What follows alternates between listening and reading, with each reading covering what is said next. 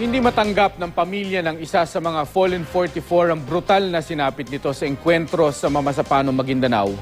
Bukod daw sa nagtamo ng maraming tama ng bala ang kanilang kaanak, pinutol pa raw ang ilang bahagi ng katawan nito.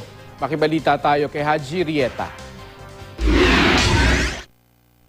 44 na segundong katahimikan ang alin ng mga estudyante at guro sa Kidapawan City National High School para sa mga nasawi sa Mamasapanong, Maguindanao.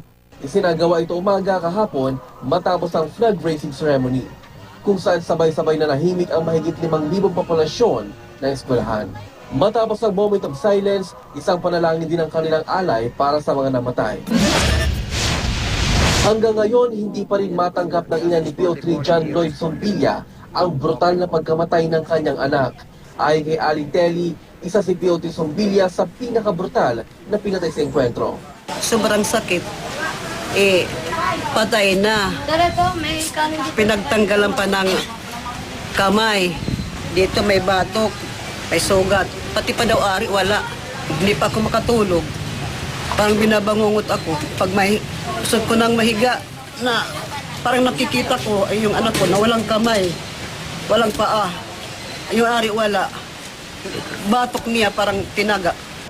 Kaya naman sigaw niya ang hustisya para sa anak.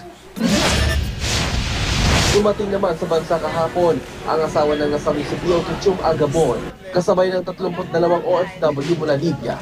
Pilit namang pinagbawalan ng makawali ng DFA na makuna ng airport media si Mrs. Agabon bilang respeto.